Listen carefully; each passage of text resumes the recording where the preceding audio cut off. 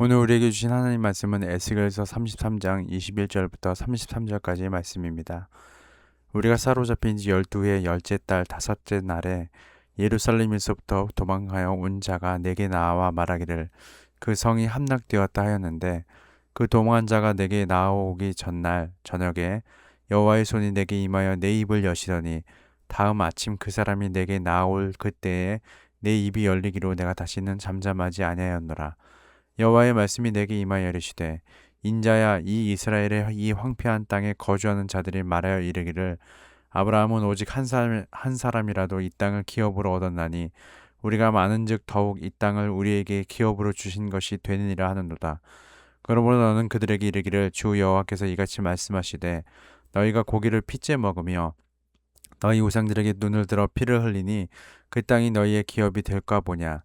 너희가 칼을 믿어 가증한 일을 행하며 각 이웃의 아내를 더럽히니 그 땅이 너희의 기업이 될까 보냐 하고, 너는 그들에게 이르기를, 주 여호와께서 이같이 말씀하시되, 내가 나의 삶을 두고 맹세하노니 황무지에 있는 자는 칼에 엎드러뜨리고 들에 있는 자는 들짐승에게 넘겨 먹히게 하고 산성과 굴에 있는 자는 전염병에 죽게 하리라. 내가 그 땅이 황무지와 공포의 대상이 되게 하고 그 권능의 교만을 그치게 하리니 이스라엘의 산들이 황폐하여 지나갈 사람이 없으리라. 내가 그들이 행한 모든 가증한 일로 말미암아 그 땅을 황무지와 공포의 대상이 되게 하면 그때에 내가 여호와인 줄을 그들이 알리라 하라. 인자야, 내 민족이 담 곁에 서와 진문에서 너에 대하여 말하며 각각 그 형제와 더불어 말하여 이르기를, 자 가서 여호와께로부터 무슨 말씀이 나오는가 들어보자 하고, 백성이 모이는 것 같이 내게 나오며 내 백성처럼 내 앞에 앉아서 내 말을 들으나 그대로 행하지 아니하니 이는 그 입으로는 사랑을 나타내어도 마음으로는 이익을 따름이라. 그들은 내가 고운 음성으로 사랑의 노래를 하며 음악을 잘하는 자 같이 여겼나니 내 말을 듣고도 행하지 아니하거니와 그 말이 응하리니 응할 때에는 그들이 한 선지자가 자기 가운데 있었음을 알리라. 아멘. 실패해서 배우고 생명의 길로 행하십시오 라는 제목으로 함께 말씀을 나누도록 하겠습니다. 에스겔이 포로로 잡히어 간 지 12년 10달 다섯째 되는 날, 예루살렘으로부터 도망온 자가 예루살렘이 함락되었다는 소식을 전합니다. 그리고 그 소식을 전하기 하루 전날 하나님은 입이 닫혀있던 에스겔의 입을 열어주셔서 예루살렘이 왜 함락을 당해야 했는지 에스겔을 통하여서 말씀해 주시는 것을 볼 수 있습니다. 예루살렘이 함락하게 된 것은 그곳에 거주하는 이들이 그들의 악한 행위에서 떠나 돌이켜 하나님을 경외하는 자들로 서 있기보다 여전히 가증하고 악한 행위를 했기 때문이라고 말씀해 주십니다. 먼저는 그들의 잘못된 생각입니다. 24절에 보면, 그들은 아브라함은 오직 한 사람이라도 이 땅을 기업으로 얻었고 우리는 아브라함보다 많은 사람이 이 땅에 남아있으니 하나님께서 절대 이 땅을 빼앗기게 두지 않으실 것이라고 착각했다는 것입니다. 하나님은 이 부분을 먼저 지적하십니다. 그들의 마음과 생각과 행동은 이미 하나님에게서 멀어지고 하나님의 말씀을 듣지 않고 우상을 섬기며 악을 행하고 있기에 하나님의 심판을 면하지 못할 것이 분명한데도 불구하고 그들은 착각하기를 자신들은 아브라함과 같이 하나님께서 택하셨기 때문에 멸망하지 않을 것이라는 헛된 믿음을 가지고 있다는 것입니다. 26절과 27절까지는 예루살렘에 남은 자들이 말했던 자기들의 기업이 여전할 것이라는 착각이 왜 잘못되었는지에 대한 이유를 설명해 주십니다. 고기를 핏째 먹고 우상들에게 눈을 들어 피를 흘리고 하나님을 믿기보다 칼을 믿고 이웃의 아내를 더럽히는 등의 가증한 일을 행했기 때문에 그 땅이 더 이상 기업이 될 수 없다고 말씀하십니다. 그런데 가만히 보면 우리도 이런 착각을 할 때가 있음을 보게 됩니다. 나는 하나님께서 택한 백성답게 살고 있지 않으면서 하나님께서 나를 택하셨기 때문에 힘들고 어려운 일이 있을지라도 결국에는 승리케 하신다고 생각할 때가 많다는 것입니다. 물론 틀린 말은 아닙니다. 하나님은 한번 약속하신 것은 반드시 행하시는 분입니다. 하지만 하나님의 약속은 신실하신데 내가 하나님 앞에 어떻게 서 있는지도 돌아봐야 한다는 것입니다. 하나님은 하나님의 백성이 하나님의 백성답게 살게 하기 위해서 그들을 연단하실 때도 있다는 것을 알아야 합니다.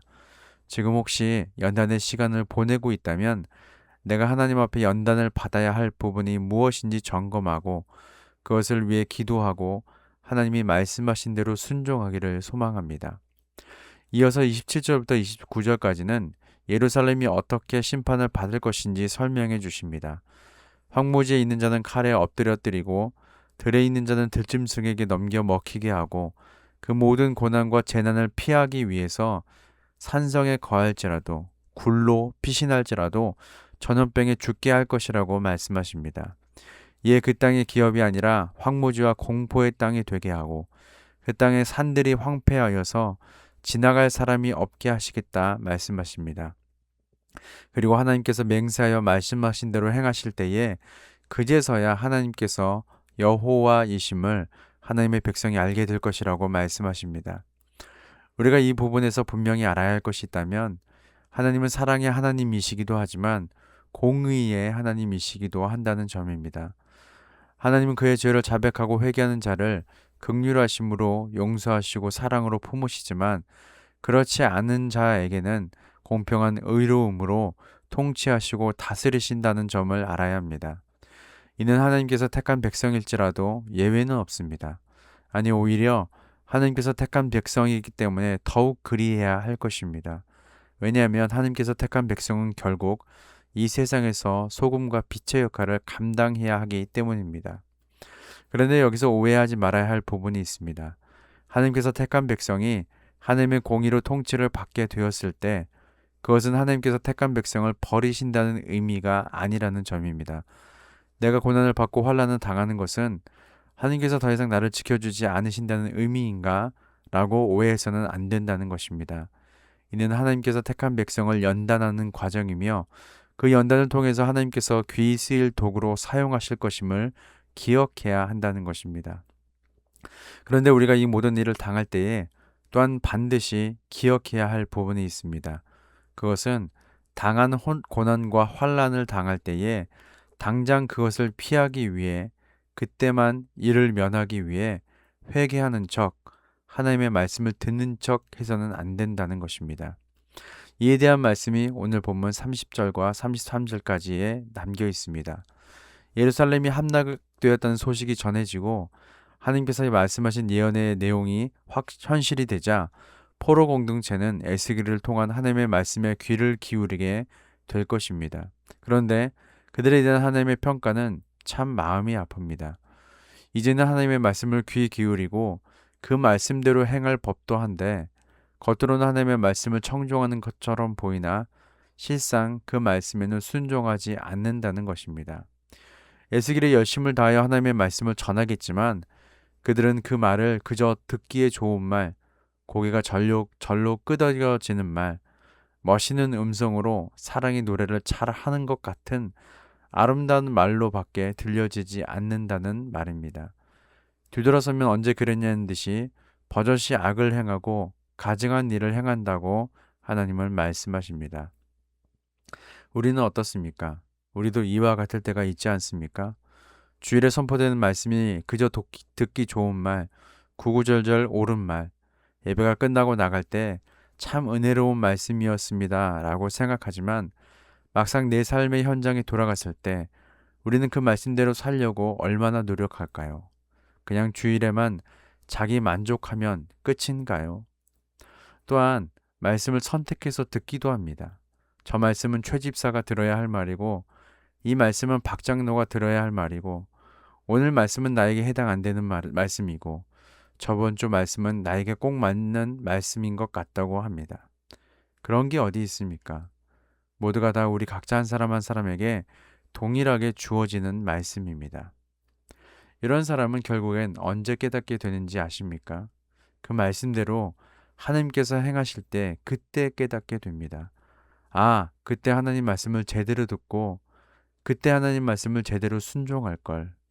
그때 깨닫게 된다는 것입니다. 오늘 본문 33절을 읽어보면 그 말이 응하리니 응할 때에는 그들이 한 선지자가 자기 가운데 있었음을 알리라 라고 합니다.